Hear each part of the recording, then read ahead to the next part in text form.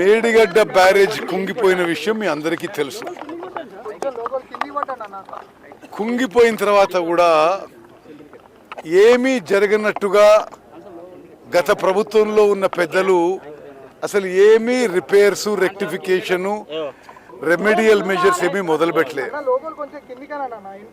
మేము ప్రభుత్వం వచ్చిన తర్వాత భారతదేశంలోనే డ్యామ్స్, బ్యారేజెస్కి అత్యంత నైపుణ్యం ఉన్న బాడీ పార్లమెంట్లో చట్టం ప్రకారం ఏర్పాటు చేయబడ్డ నేషనల్ డ్యామ్ సేఫ్టీ అథారిటీకి ఈ పని అప్పచెప్పినాం.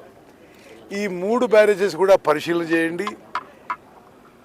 ఇది ఎంత నష్టం జరిగింది, ఏ విధంగా దానికి రిపేర్స్ చేయాలన్నా, ఇంకా దానికి ఏమన్నా మరి ఏ స్థాయిలో డ్యామేజ్ జరిగింది, ఏమేమి టెస్టులు చేయించాలని చెప్పి కూడా నేషనల్ డ్యామ్ సేఫ్టీ అథారిటీ భారతదేశంలోనే అత్యున్నత ఈ డ్యామ్స్ అండ్ బ్యారేజెస్లో నైపుణ్యం ఉన్న కేంద్ర ప్రభుత్వ సంస్థ.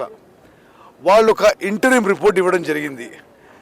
ఆ ఇంటరిమ్ రిపోర్ట్ ప్రకారము మేడిగడ్డ బ్యారేజ్లో ఏం చేయాలనో, అన్నారం బ్యారేజ్లో ఏం చేయాలనో, సుందిల్ల బ్యారేజ్లో ఏం చేయాలనో వివిధ కార్యక్రమాలు వాళ్ళు లిస్ట్అవుట్ చేశారు. కొన్ని టెస్టులు కూడా వాళ్లే రాసిచ్చారు.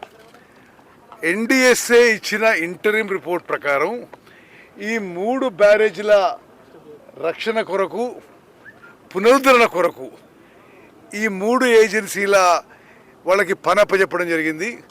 ఈరోజు నేను నిన్నటి వరకు రాలేకపోయినా 2 నెలల నుంచి, ఎందుకంటే మోడల్ కోడ్ ఆఫ్ కాండక్ట్ ఉంటే మేము ఈ పర్యటించడం ఇది ఎలక్షన్ కమిషన్ పర్మిట్ చేయలేదు.